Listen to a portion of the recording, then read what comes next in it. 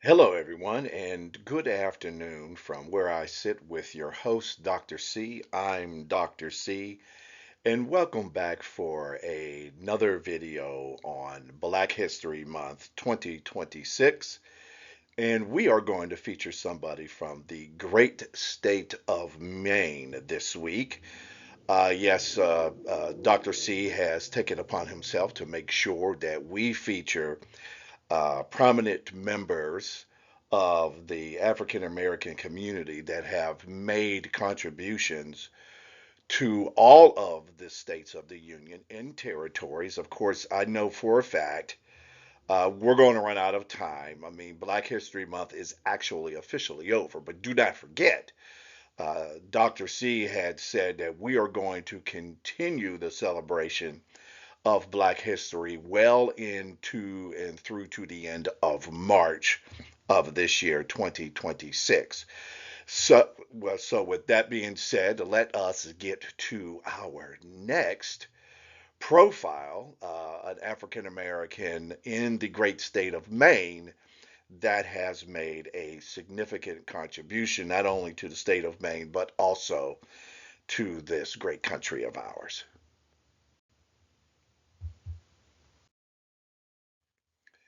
So today we are going to feature Gerald E. Talbot. He is Maine's first black legislature. He was born in 1931.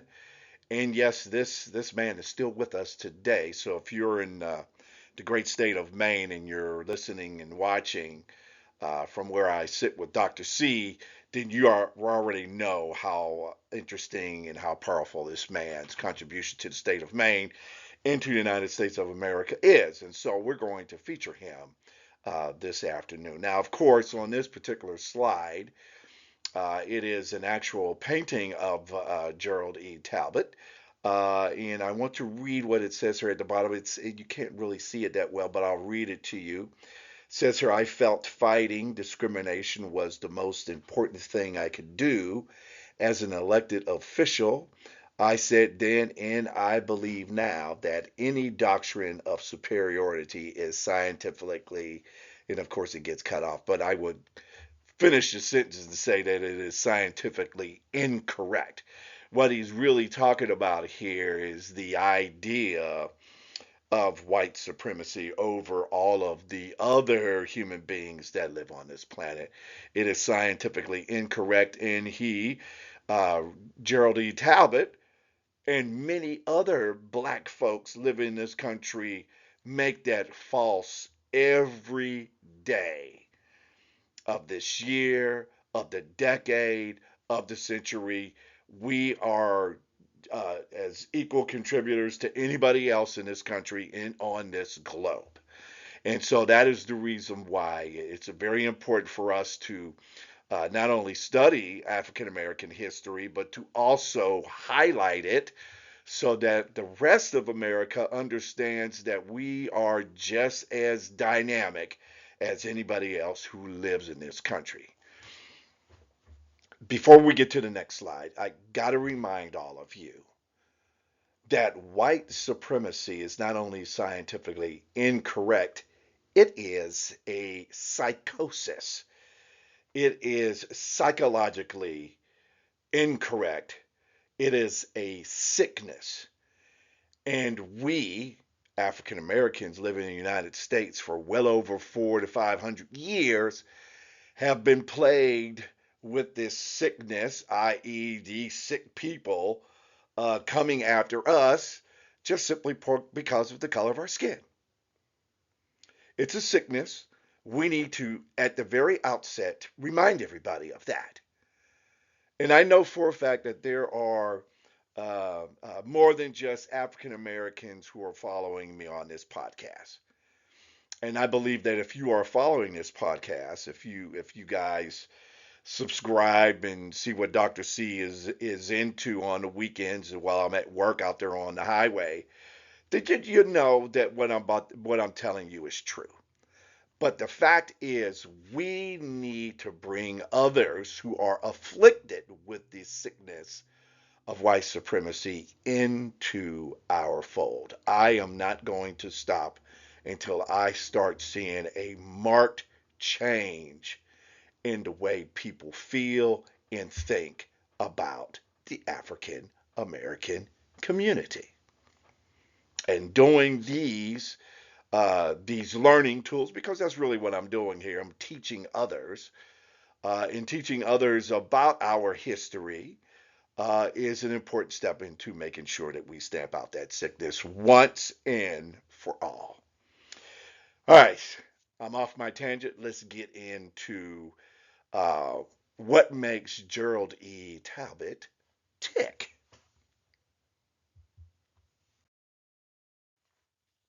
All right, so as you can see, this is a recent picture of him. He's an elderly man right now, but let's see what this man has been up to in his life. Gerald, or Jerry as he is known to his friends, was born in Bangor, Maine, to Arvella and W. Edgerton Talbot. He was the eldest of five children and the eighth generation born in Maine. Jerry's parents instilled a strong work ethic in their children, like most African American families do, a commitment to education and lifelong learning, and an appreciation for the inherent dignity and value of all human beings. This is what he learned from his parents. This is true of all African Americans. We all have value. He enjoyed growing up in a racially and economically diverse neighborhood, which is important for all of us, that he believes gave him the best example of what it means to live in a safe, fair, and just environment. And like I said, this is a recent picture of him. He's an elderly man right now, but he's still with us. Let's move on to the next slide. So Talbot became a passionate advocate for civil and human rights on the local, state, and national levels. He participated in marches, rallies, and voter registration drives throughout Maine, Washington, D.C., Mississippi, and other places in the South. He was one of a handful of Mainers to participate in the March on Washington in 1963.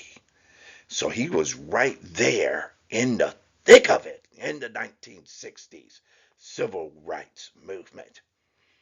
With the passage of the Civil Rights Act in 1964, and might I add that the Supreme Court, Trump's Supreme Court, is looking to strike down major parts of the act, the Civil Rights Act of 1964, protecting the rights of African Americans to vote.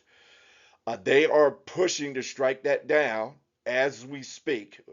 We haven't gotten a ruling from them yet, but it's coming any day.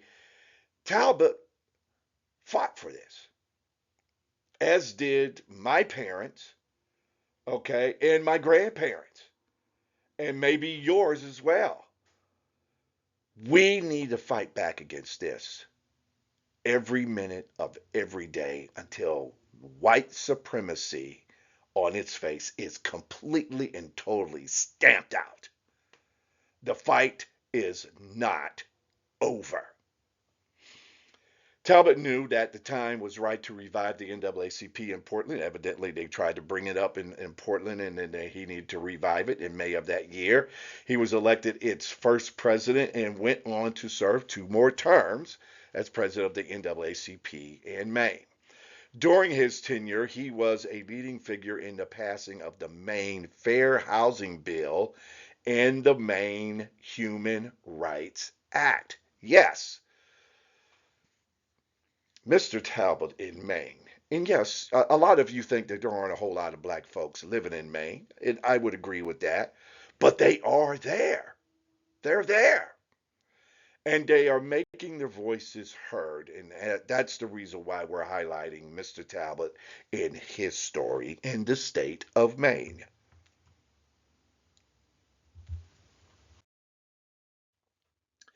In his role as state legislator, Talbot introduced numerous bills and engaged public conversation on a variety of issues not traditionally addressed: gun control, the treatment of migrant workers. Maybe all of this is familiar to all of you around the country right now, right?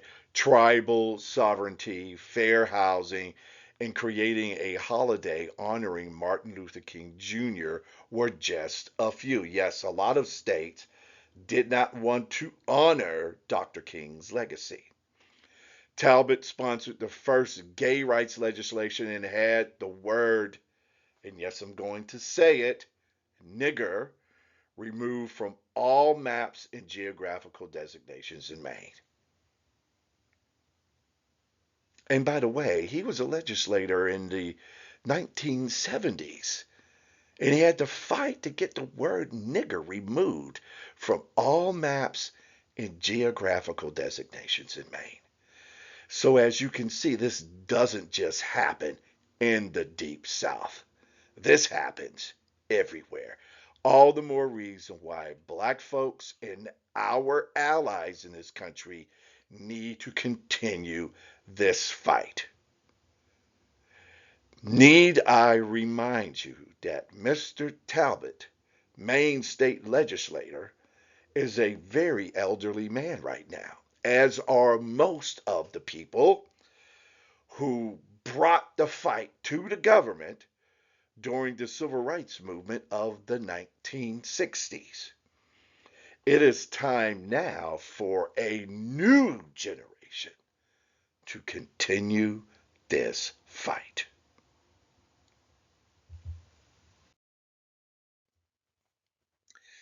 More on Mr. Talbot, Gerald E. Talbot.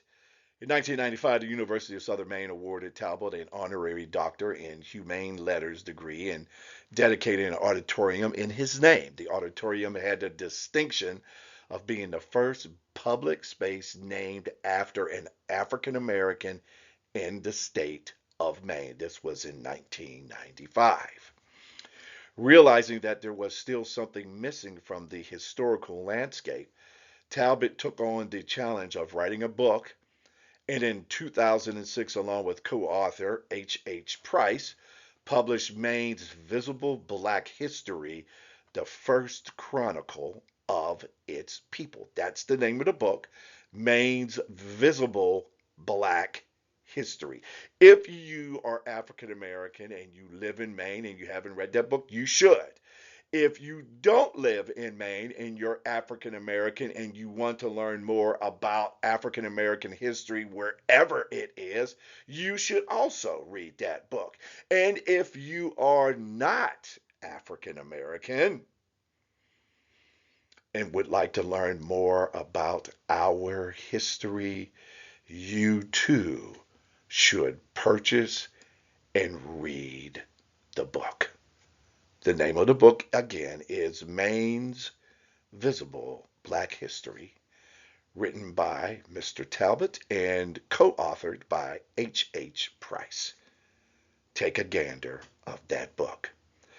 Talbot served on the Maine State Board of Education, the New England State's Board of Education Commission, Maine Vocational Technical Institute's Board of Trustees, Board of Visitors of the Edmund S. Muskie School of Public Service at the University of Southern Maine, and the Board of Trustees of the University of New England. This guy is busy, if you haven't figured it out. And so we have at the end of this side, Gerald E. Talbot, activist, because that's exactly what he is. And he's still active today in his elderly years. So if this man is willing to continue to put in the work, I ask the question, why aren't you?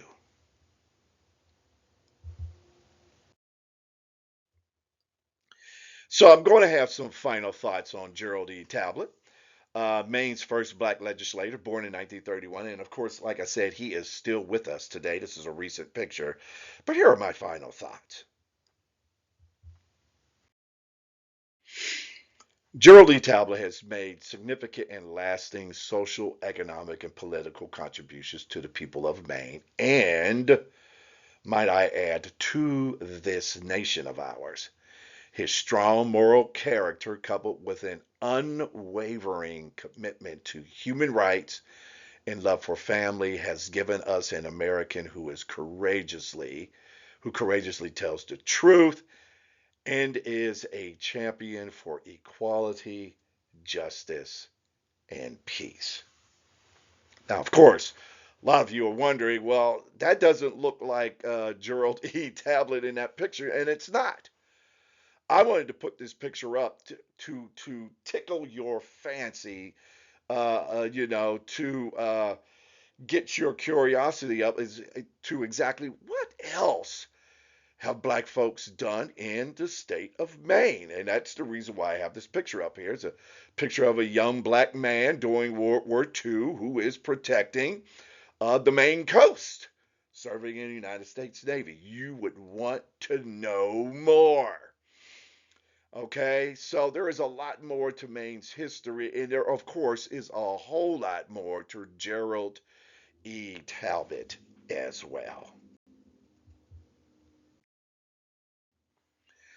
So that is our segment on Black history for today. We will be back next week with another video.